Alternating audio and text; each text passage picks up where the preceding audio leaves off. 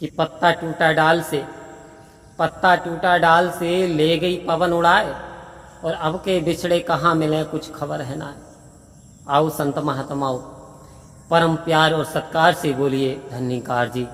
दास आशा करता है आप सब स्वस्थ होंगे, सतगुरु की महिमा का गुणगान गा रहे होंगे। कह रहे इंसान समझ जा, मनुष्य जन्म अंत की सीढ़ी, फिसल गया तो वारी गई, कहे अवतार 84 वाली, करी कमाई सारी गई।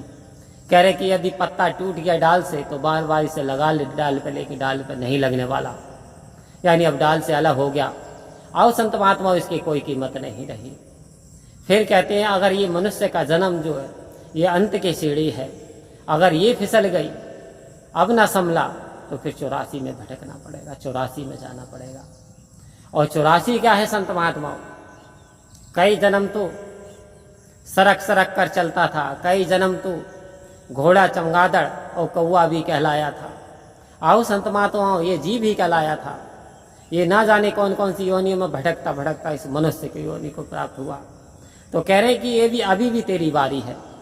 यदि पत्ता टूट गया, यानी ये जीव आत्मा इस शरीर को छोड़ दिया, तो फिर इसका कोई महत्व नहीं है, कोई फिर तवज्जो देने वाला नहीं है। अब समय रहते हुए आओ संत महात्माओं, इस रमे राम की प्राप्ति कर लें तो वास्तव में जीवन का कल्याण हो जाएगा। जिस काम के लिए आया तू मनवा इस जहां में, सबसे पहले उस काम को कर ले, वरना फिर पछताने के सिवा कुछ नहीं रहेगा।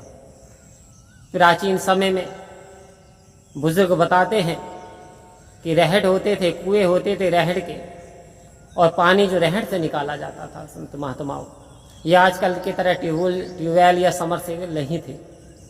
तो उस समय बैल होते थे, बैल की आंखों पे पटका बांध देते थे, पूरे दिन बैल चलते थे तो पानी निकलता था कुएं में से, बाल्टियों से पानी आता जाता रहता था।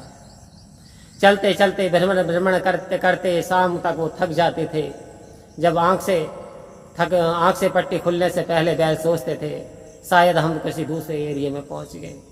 आओ संत महात्मा, लेकिन आंख से पट्टी खुली होती है तो होता क्या, जहां वो चल रहे थे वहीं चल रहे हैं। ठीक कहीं ऐसा हाल हमारा तो नहीं है।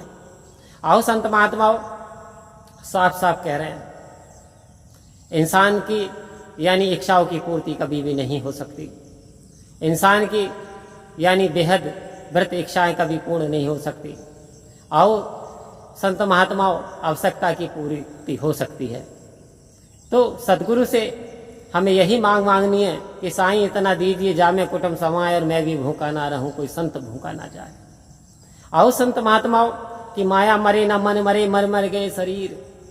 अरे माया मरे न मन मरे, मर मर गए शरीर, और आशा तिसरा ना मरे, ये कहेंगे दास कबीर। कबीर दास जी ने कहा शरीर नष्ट हो जाता, मिट जाता, ये मन कभी नहीं मिटता, ये माया कभी नहीं मिटती। तो आओ संत महात्माओं, सतगुरु संत इस ओर इशारा दे रहे हैं कि दांतों में फंस करके दातार ना भुला देना। अरे ये जन्म अमूलक है, इसे यूं ना गवा देना, इसे यूं ना गवा देना। अब कैसे गवा रहे हैं संत महात्माओं? बहुमूल्य कीमती समय है, हम अपने व्यापार में लगे पड़े हैं रात दिन। व्यापार में लगना बुरी बात नहीं है, तरक्की करना बुरी बात नहीं है, पैसे का आना बुरी बात नहीं है, लेकिन व्यापार में लिप्त हो जाना बुरी बात है, पैसे में लिप्त हो जाना बुरी बात है, मन को रमाना बुरी बात है, साथ संगत ना करना बुरी बात है।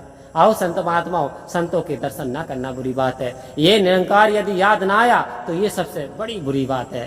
तो आओ संत महात्माओं, शुभ घड़ी मानिए, शुभ दिन मानिए, शुभ क्षण मानिए, जिस वक्त जिस पल इस निरंकार की याद आ जाए, संतों के दर्शन हो जाएं, तो उस समय समझिए कि भाग्य हमारा खुल रहा है, हम पे सतगुरु की कृपा बरस रही है। तो ये सतगुरु की कृपा, सत्य की कृपा, सत्संग, ये सिमरन, ये सब ईश्वर की कृपा से हमें प्राप्त होता है। तो कहते हैं कि जापे कृपा राम की होई, बापे कृपा करे हर कोई। आओ संत महात्माओं, तो आज हमारे ऊपर राम की कृपा हुई है, तभी तो सतगुरु की कृपा हो रही है। आज सतगुरु की कृपा हो रही है, तभी राम की कृपा हो रही है। आओ संत महात्माओं, कि परहित सरस धर्म नहीं भाई। संत महात्मा कह रहे हैं कि परहित सरस धर्म नहीं भाई, और पर पीड़ा सब नहीं अदमाई। हे संत महात्माओं, बात धर्म की कर रहे हो, धर्म की डेफिनेशन क्या है कि दूसरे की भलाई करना, दूसरों की मदद करना, दूसरों की इमदाद करना, दूसरों के यानी कार्य को संभालना, तो इससे बड़ा कोई धर्म नहीं है। और इसके विपरीत यदि आप उल्टा काम करते हो, नफरत करते हो, ईर्ष्या करते हो, द्वेष, जलन, बैर, यानी जितनी भी बुराई अगर आप धारण करते हो तो वास्तव से आपसे बड़ा कोई अधर्मी नहीं है। तो आओ संत महात्मा सतगुरु ने हमारे हाथ में दिया कि हम धर्मी बने या अधर्मी बने, इसमें यानी निरंकार का कोई दोष नहीं है। दो ही रास्ते होते हैं, एक सच्चाई का और दूसरा है झूठ, और एक है अच्छाई का। तो हम किस ओर जाना चाहते हैं ये हमारे अपने ऊपर डिपेंड करता है। सतगुरु ने तो रास्ता दिखा दिया। परम प्यार से बोलिए धन्यवाद जी।